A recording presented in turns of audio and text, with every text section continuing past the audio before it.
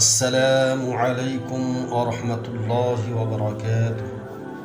সুপ্রিয় দর্শক, আপনারা সকলেই আল্লাহ পাকের অশেষ মেহেরবানিতে ভালোই আছেন। আশা করি ভালো থাকুন। আজকে আপনাদের সম্মুখে আমি কোরআন পাকের একটি বিশিষ্ট সূরা, যে সূরাকে কোরআনের সিনা বলা হয়েছে, সূরা ইয়াসিনের ফজিলত ইনশাআল্লাহ আপনাদের সম্মুখে আমি কোরআন ও হাদিসের আলোকে বর্ণনা করব। সূরা ইয়াসিনের ফজিলত হযরত নবী করিম সাল্লাল্লাহু আলাইহি ওয়াসাল্লাম সূরা ইয়াসিনকে কোরআন শরীফের অন্তর বলেছেন। এই সূরা একবার পাঠ করলে এতে 10 খতম কোরআন শরীফ তিলাওয়াতের সওয়াব পাওয়া যাবে ইনশাআল্লাহ। হাদিস শরীফের মধ্যে বর্ণিত আছে, নবী করিম সাল্লাল্লাহু আলাইহি ওয়াসাল্লাম বলেন, মৃত্যু শয্যায় শায়িত এমন ব্যক্তির নিকটে বসে সূরা ইয়াসিন পাঠ করলে মৃত্যুর আযাব আল্লাহ পাক লাঘব করে দেন। মৃত্যুর কষ্ট থেকে আল্লাহ তাকে পরিত্রাণ দান করেন। অতএব এই সূরার ফজিলত বর্ণনা করে শেষ করা যাবে না। এই সূরা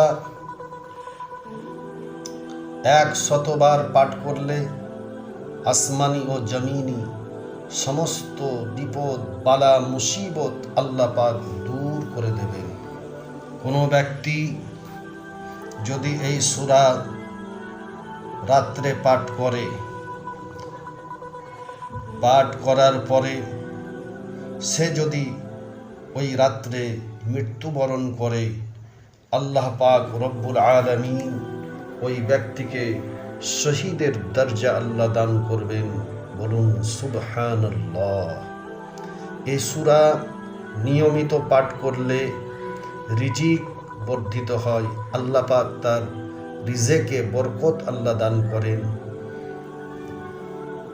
প্রসব বেদনার সময়, কোনো মহিলার বাচ্চা হওয়ার সময় প্রসব বেদনায় ছটপট করছে, ওই মুহূর্তে যদি এই সূরা পাঠ করে তাকে শোনানো হয়, আল্লাহ পাক রব্বুল আলামিন দয়া করে মেহেরবানি করে এই সূরা শোনার কারণে অতি সহজে আল্লাহ তার সন্তান প্রসব করিয়ে দেন। এই সূরা 41 বার পাঠ করে আল্লাহ পাক রব্বুল আলামিনের নিকট যে দোয়া করবে, আল্লাহ পাক রব্বুল আলামিন ওই ব্যক্তির সকল দোয়া, সকল চাওয়া পাওয়া আল্লাহ পাক রব্বুল আলামিন কবুল করবেন। সুবহানাল্লাহ। এই সূরার এত ফজিলত আল্লাহ বর্ণনা করেছে।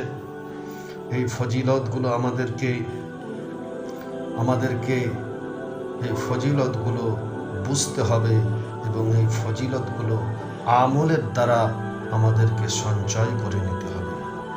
এই সূরার প্রতি মুবিন পর্যন্ত পড়ে কালো জিরায় দম করে যে কোনো কঠিন রোগীকে খাওয়ালে ইনশাআল্লাহ আল্লাহ পাক তার সকল রোগের শেফা আল্লাহ দান করবেন। সুবহানাল্লাহ। এই সূরা যদি কোনো অভাবী ব্যক্তি প্রত্যেক দিন সূর্য উদয়ের সময় পাঠ করে, আল্লাহ পাক রব্বুল আলামিন তার অভাবকে দূর করে দেবেন। প্রচুর পরিমাণে আল্লাহ তাকে বরকত দান করবেন। প্রচুর মালের মালিক আল্লাহ পাক তাকে বানিয়ে দেবেন। ইহা পরীক্ষিত এবং আল্লাহ পাক তাকে বেহেশত নসিব করবেন। সুবহানাল্লাহ। তাই সকল ভাই ও বোনদের কাছে আমার অনুরোধ, এই সূরা তেলাওয়াত করে এই সমস্ত ফজিলতগুলো অর্জন করতে হবে। আল্লাহ পাক রব্বুল আলামিন আমাদের সকলকে যেন তৌফিক দান করেন। আল্লাহ পাকের পবিত্র কালামের প্রতিটি সূরার ফজিলত আল্লাহ যেন আমাদেরকে অর্জন করার তৌফিক দান করেন। বিশেষ করে সূরা ইয়াসিনের ফজিলত আল্লাহ পাক আমাদেরকে অর্জন করার তৌফিক দান করেন। আমিন, আল্লাহুম্মা আমিন। প্রিয় দর্শক, যে সমস্ত ভাইয়েরা এই ভিডিওটা দেখছেন, সকলের কাছে অনুরোধ, এই পবিত্র কোরআন পাকের ফজিলতপূর্ণ সূরা ইয়াসিনের ফজিলতটি শুনে যদি আপনাদের পছন্দ হয় তাহলে অবশ্যই আপনারা এই ভিডিওটিতে লাইক, শেয়ার, কমেন্ট এবং সাবস্ক্রাইব করবেন। তার সাথে সাথে অন্যকে দেখার সুযোগ করে দেবেন। প্রত্যেকেই যেন এই সূরার ফজিলত অর্জন করতে পারে। আল্লাহ পাক যেন সকলকে তৌফিক দান করেন। আমিন। আসসালামু আলাইকুম ওয়া রাহমাতুল্লাহি ওয়া বারাকাতুহু।